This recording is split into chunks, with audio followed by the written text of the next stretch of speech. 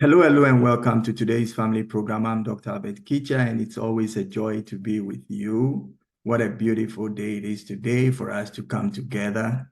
As you know, we are talking about teamwork, and we will be continuing today. But first of all, let me welcome those who are here for the first time. And I would like to let you know that this program is built one on the other. So it would be good if you listen to the previous, programs, because today we are continuing. This will be the third part on teamwork.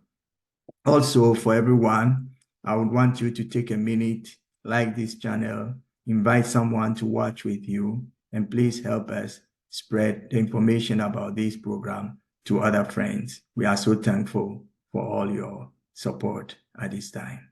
Well, so we have looked at in the previous weeks the formation stage of a team. We have looked at the time of storming, when, we bringing stuff together to see how, things will go better, and then we will work effectively as a team. Today, we will be looking at the norming time, when things are coming to norm, because when you start with a group, like I said previously, people may come from different ends. And then when you get together as a group, then you need to find what will work. So there will be a give and take and, discussions here and there.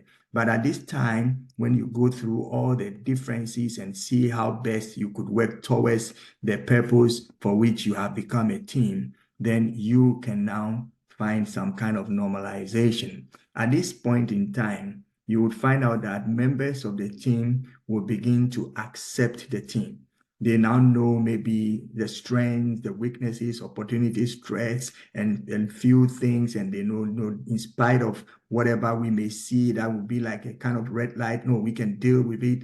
And people get to know each other through communication and exchange of, ideas and good practices. So now the team is in a norming stage and things are sort of settling. I think now we can breathe in and breathe out and continue doing our work.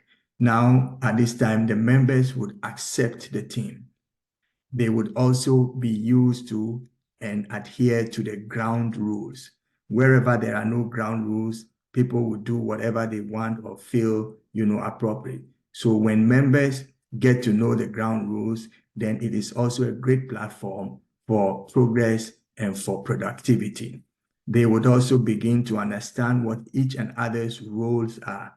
Once people understand their roles, they will know what is expected, of them, and then the priorities that comes with, those roles. Because if the team is working like a building project, you cannot start without having, first of all, the general plan, that plan being passed, and then laying a foundation, putting on pillars and putting walls around and so on and so forth. So there are certain things that comes in the beginning. There are certain things that, continues.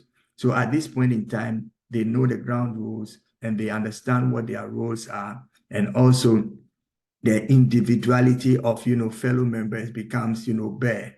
Everybody knows the kind of maybe character traits and a few sentiments, things that this person carries and has. So even when the team has to do something, maybe through conversations and communication, you would have known that besides the fact that this person, is good with the part of the job that he's doing, he's also good in organizing. He can sing. So when we have like a kind of party, we could have him, do a few songs and stuff like that. So people are getting to know each other and they know the individual, abilities, characteristics, and what each person has in or her bag. It is very, very important for us to understand. Most of the times when we come to join a team, we come maybe from other backgrounds and experiences. But the thing you have to look at if you are going to be a good team player is to find out the environment, what it's like, what is the vision, what is expected of you, so that you would fit yourself into where you belong. And sometimes we may have to adjust certain things in order to fit in. If you are a square peg and you came and found a round hole, you may either have to chip off some stuff in order to fit into that hole. And, when the group has come to the norming stage, people easily accept and have hope and trust that things can change for the better because we now team, we helping one another, and we all believe in the same sort of vision. So team members at this time will begin to cooperate. You will see that we complement one another. We work together. We share with one another. I mean, you go beyond just the level of the work, and maybe you know a few things about their hobbies, you know a few things about what kinds of friends they have outside the place, and it makes it, like more like a family. You see, a team should be like a family where everyone is connected, related, share common, values and goals. It is very important. So cooperating in a team is very, very paramount. It is expected for any team player to be cooperative. And I'm not saying you just have to take sides, but what it is that looking at the vision, looking at whatever project is laid before us, I must be ready to contribute what I can in order to make it work. And especially if you are in an environment where you are employed to take on certain tasks, once you know your rules, you know what is expected of you, you play according to the rules, and that is when you are always safe. It is very, very important. And at this point in time too, you would see that there will be natural feedbacks coming.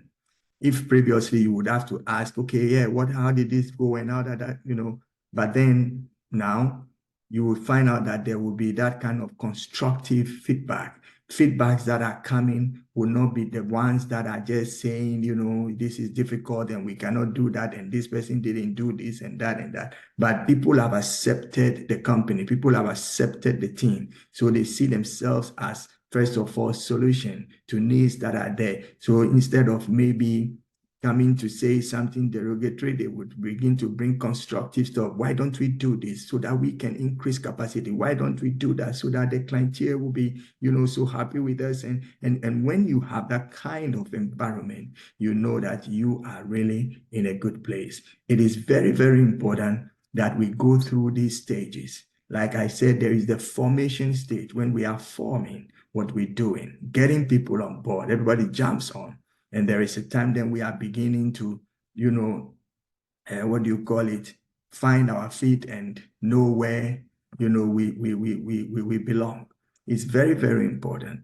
So please don't ever miss out on being a team player that is contributing positively to the development of the team. This is today's family program, and I'm Dr. Albert Kitcher, and it's always, a joy, like I say, to have you here. Well, for those who have joined in course of this program, I want you to know we are here to, first of all, help you make right decisions and share what we know with you so that in our relationships and working life, we would be productive and we can look at the things that we do and say we are happy. Today's family is here to assist you. If you have any questions, do not hesitate to write us, contact us, and we will be very happy to assist as much as we are able to. Also, we encourage everybody to share this link with other friends so they can also benefit from what is being said here. Well, the theme for today, which is part of a series, we are in the third series, is teamwork. And I said in the beginning that teamwork makes the dream work. I don't know what it is that you are looking forward to, but a team will help you to make more than you can by yourself.